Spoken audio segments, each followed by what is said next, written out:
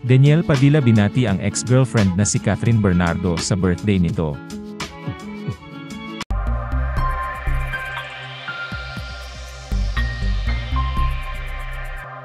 Mukhang naka-move on na sa buhay ang ex-sweethearts na sina Daniel Padilla at Catherine Bernardo matapos kumpirmahin ang kanilang hiwalayan noong nakaraang taon.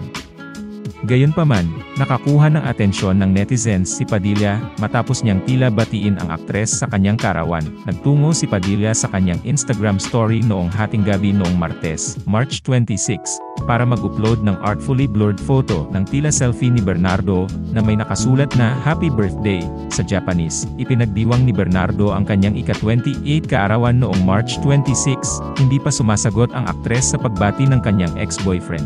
As of press time, lumabas ang pagbati ni Padilla mahigit isang buwan matapos niyang ipakita ang kanyang pagpapahalaga kay Bernardo sa contract signing niya sa Star Magic ng ABS-CBN noong February.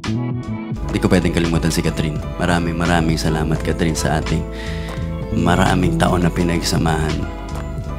You know, hindi mawawala sa puso ko magaganda nating memories at ating mga adventures at journeys na pinagsamahan.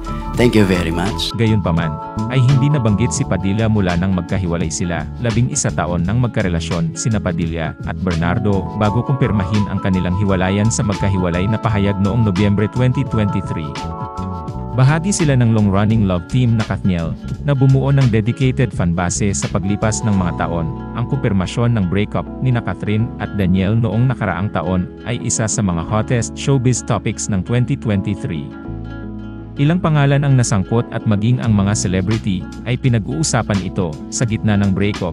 Nanatiling magkaibigan sina Catherine at Daniel at nagkaroon ng ilang public appearances para sa kanilang home network. Sinusundan pa rin nila ang isa't isa sa Instagram. Namataan din ang dalawa sa pinakasikat na celebrity sa kanilang henerasyon sa katatapos lang nakasal ng kapamilya host na si Robbie Domingo at ng kanyang non-showbiz wife na si Maiki Pineda. After that event, napansin ng netizens na in-unfollow ni Catherine Bernardo si Daniel Padilla sa photo-sharing social media platform. Gayunpaman, sinusundan pa rin ng aktor ang kanyang dating kasintahan habang sinusulat ito. Ang kumpirmasyon ay nagmula mismo sa kanya, at ito ay nakabasag ng maraming puso. Chapter close. I hope this finally helps all of us move forward. I won't be entertaining questions regarding this anymore. Thank you for understanding, sabi ni Catherine sa kanyang post. Sa sunod-sunod na mga post, ipinaliwanag ni Catherine na palagi siyang authentic sa kanyang sarili sa kabila ng pagiging nasa show business. At dahil dito, gusto niyang sa kanya mismo manggagaling ang kumpirmasyon. Batid niya ang mga haka-haka na matagal nang kumakalat. She furthered on by saying that what they have had is real and not just for the camera, fans, and money that comes with being a love team. Sila ay tunay na nagmamahalan, nangarap na magkasama, at natanto ang marami sa mga pangarap na yon, magkasama pa rin.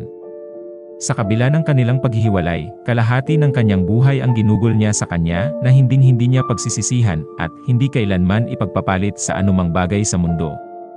Ang 11 taong pinagsamahan nila ay nagdulot sa kanya ng saya, adventure, at the feeling of being home. Ito ang mga taon na nagturo sa kanya ng unconditional love and friendship. She shared that they tried to make it work but for a while now, have been drifting apart. Sa pamamagitan nito, nakabuo sila ng desisyon na tanggapin na ang mga bagay ay hindi na magiging katulad ng dati, at na hindi magiging patas na magpanggap na ganoon ang mga bagay.